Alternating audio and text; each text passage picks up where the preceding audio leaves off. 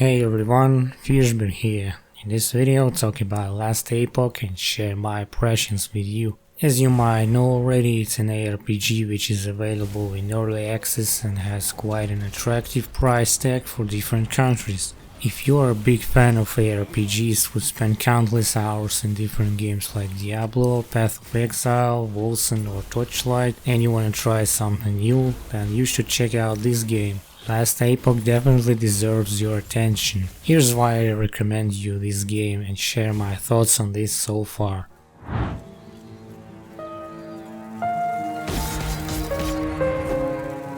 Alright, to be more precise, Last Epoch is something in between Diablo and Path of Exile games. It has its unique charm, but not without borrowing ideas from other ARPGs, like greater rifts, idle system, crafting or leveling in general. We will talk about this later in this video. I purchased this game for $8 expecting it to surprise me, and after some time it did. I must say this was a good purchase and I don't regret it at all. In total I have played this game for 20 hours, I know, not too little, not too much. At first I was quite skeptical about this game, as the visual style and core gameplay weren't really something special, and I had no desires to play it, especially during the early beta stage. However, my first impressions were weak because this game didn't explain much, although it features detailed in-game guide, and the combat animations and spells didn't look promising at all. So far it looks unpolished, which is understandable, especially GPU optimization. I'd say this game could be a solid 9 out of 10 if they borrowed the graphics from Wolcen while keeping the art style intact, but overall it was a great experience while it lasted. Anyway, once the developers implement the multiplayer and leave early access, it can potentially be the strongest competitor to Path of Exile on Steam. For now, Last Epoch has still a long way to go, and developers have a strict roadmap to fill with the content.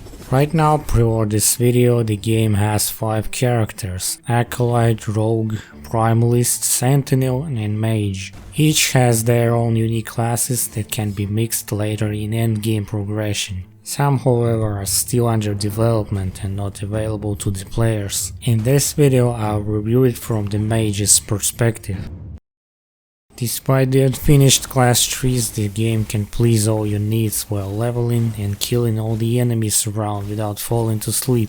Surprisingly, the leveling is fast, so you can get to know your class better in no time. And after playing for at least 2 hours to get off your knees, Last Epoch starts to offer massive variety to passives, skills and specializations to create your own unique build. Even if you misclick your passive or break something, you can always respec your tree later on the go. The game doesn't punish players at all. Even when you die, you lose literally nothing but precious time.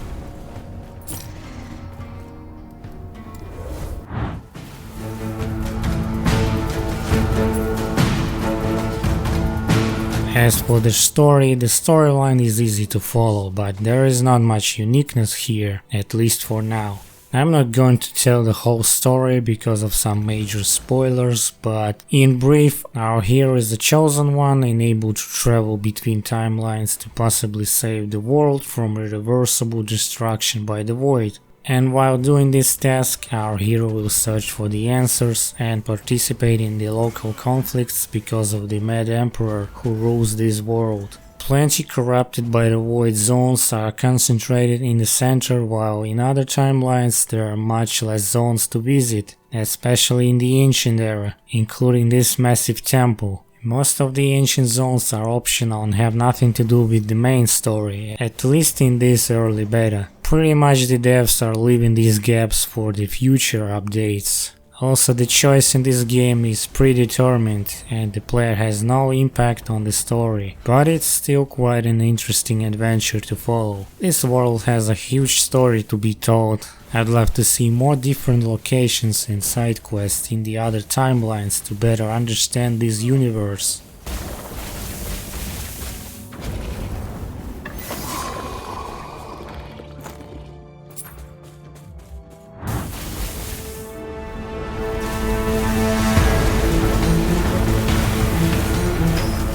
Now for the endgame content. Last Epoch features infinite timelines to restore, called as Monolith of Fate, also known as the shortened version of Great Rift system from Diablo 3 or Expeditions from Wolcen. These timelines reward players with different items depending which way you pick, and all these maps usually have a fixed layout and the boss in the end. Some maps can be skipped completely straight to the end to finish the objective, some are even shorter where you have to survive and clear waves of enemies. After completing these maps, apart from loot, they reward you with the progression bar that unlocks 3 repetitive quests in total. Once the final quest is finished, you will be granted 1 permanent blessing and progress to the next monolith. Rinse and repeat. This is a great activity in my opinion to test your limit of your character, but unfortunately for now this is extremely repetitive and it lacks RNG. As for the arena mode, it is self-explanatory. Defeat as many waves as you can and be placed in the leaderboards for no rewards. As the part of the endgame, you will also have to study crafting and idols in depth to reshape and maximize the power of your build. Crafting is less complex than in Path of Exile. This feature is called Firzj and allows players to replace or upgrade properties of any items except for legendaries at the cost of instability. The more instability, the higher chance to fracture this item. No matter how hard you reforge the item, it cannot be destroyed, but you might lose the ability to reforge it later and lose some of the attributes. As I mentioned before, the game has a detailed guide explaining these crafting mechanics in no time. As for the idols, well, it is the exact same charms feature from Diablo 2, but with one exception. Instead of keeping all these idols in your inventory, they must be placed into idol slots to work properly. These slots are permanently unlocked with the story progression, and these idols will make your character even stronger.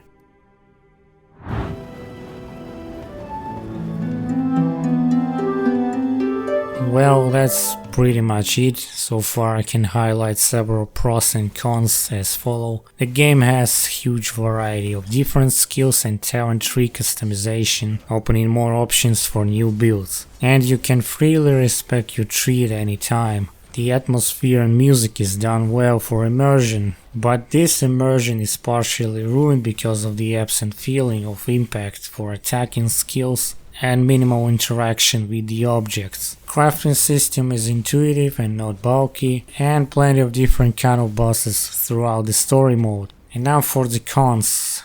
Last Epoch, as I mentioned earlier, lacks impactful gameplay. I don't have that feeling like in Diablo or Wolcen, for example, when I blast an enemy with my skill and I completely feel the power of it. Graphics look generic, no surprises here. First introduction maps and Ancient Era look gorgeous, but all other maps with sand and void look faded and empty. This game doesn't have stunning visuals, however it still manages to frame drop my GPU. My 1050 is certainly an outdated GPU, but it has definitely seen a more visually impressive games with appropriate FPS. But this game has some poor memory optimization. There are constant frame drops because of some particle effects, even on low settings, and overheating after hours of playing. But I don't blame them at all, as this game is still in early access. So to summarize my experience, this game for now is a solid 8 out of 10 with the possibility of 9 out of 10 in the future. During this early access I have not encountered any game-breaking bugs or crashes. Last Epoch has big promises, many things yet to come. This game will definitely stay in my wishlist until the full release. I'm definitely recommending you to try out this game. If you still have some questions, please let me know in the comments. I'm always up for your feedback. Thank you for watching and listening. I'll see you in the next videos. Have a nice day and stay safe.